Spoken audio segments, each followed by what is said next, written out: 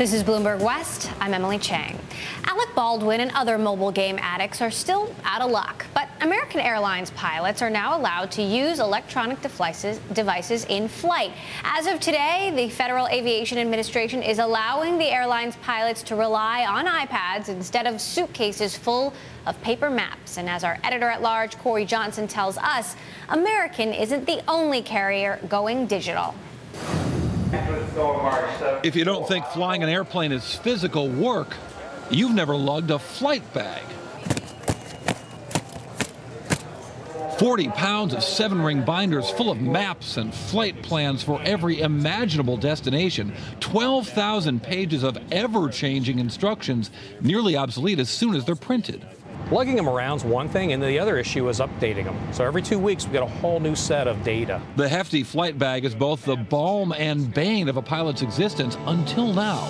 Enter the electronic flight bag. American, United, and Virgin are all deep into the tablet revolution. The performance of the device for the price and the ability for the instantaneous, almost instantaneous retrieval of information really swayed us in the direction of the iPad. If you think the wait for one pilot's a big deal, imagine 11,000 pilots, 704 airplanes, millions of miles flown. Well, United says the lightweight iPads will save it 326,000 gallons of jet fuel a year, 208 metric tons of greenhouse gas emissions. We looked at the size, the weight, the price, the performance, and the reality is there are a lot of applications already developed for this device in aviation, so they kind of had a leg up there. Virgin America was at this long before American and United.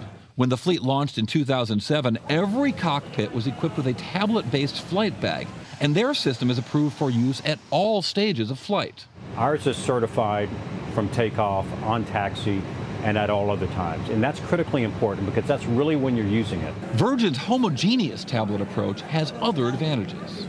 With an electronic device like an iPad, you have to get it certified for every aircraft type. And that's why having an integrated system like what we have, we think is the best answer. And while some carriers await a final stamp of FAA approval, some flyers may still cling to their paper roots. Some pilots, you can actually download and print a particular approach to an airport. I myself, as a pilot, I do fly, I do use an iPad, and I do download and print a backup paper copy for the approach, just in case. Cory, Bloomberg, San Francisco.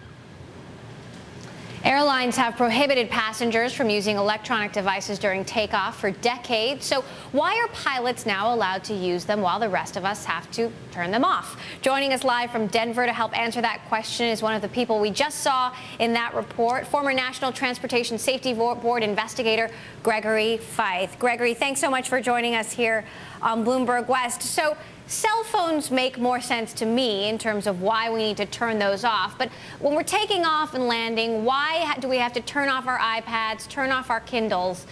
Why is that? One of the big things, Emily, is the FAA is concerned about the unknown. They don't know what multiple use cell phones or what they call PEDs, personal electronic devices, will do as far as saturating the air with electronic signals that could become a spurious signal and affect the flight controls of an airplane.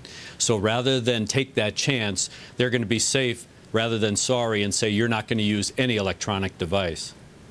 So are there actually any examples where something went wrong because someone was using their phone on a plane? Well, when we look at it, it's not just one telephone. It's multiple telephones, 50 to 100 to 200 phones in a very small confined space. You have to remember that cell phones and iPads and some of these other electronic devices are emitting radiated energy, and so it's the concentration in very close proximity. When we look at it, the Brits have looked at it as far as their FAA. They found that between 2000 and 2005, they were able to document at least 20 events that were attributed to cell phone usage on an airplane. So I think that there is some documented evidence, but the FAA still is uncertain, and they're going to err on the side of safety. When you say events, what kind of events do you mean?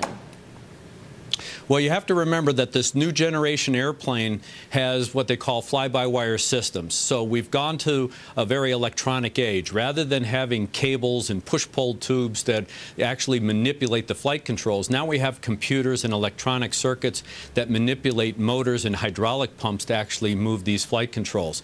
So if you have a spurious signal, you could actually get an uncommanded movement of a particular flight control that could render the airplane uncontrollable, especially at low altitudes. And that's the concern of the FAA, is that if something like this happens, the pilot may not be able to recover in time. So that's why they've said we don't want to take a chance. We don't want to make sure, we don't want the public to be endangered, especially at these low altitudes where safety is so critical.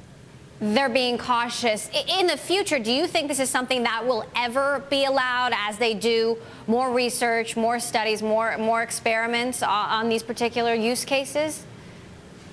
That's a good question, Emily. Right now, there are some usage. You can actually use Wi-Fi devices on some airplanes.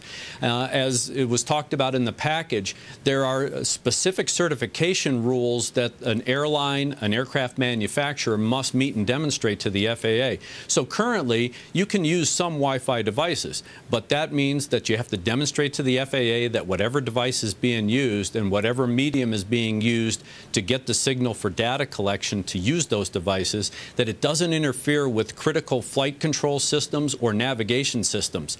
It will eventually evolve where I think more common usage will occur. But there's one other aspect that the FAA is concerned about, and that's the security aspect, given the fact that cell phones have been used to detonate bombs and that kind of stuff. So there's still that air of caution as well. All right, interesting stuff. Good information for travelers, and especially Alec Baldwin. Former NTSB investigator Gregory Feith, thanks for joining us here on Bloomberg West. You're welcome.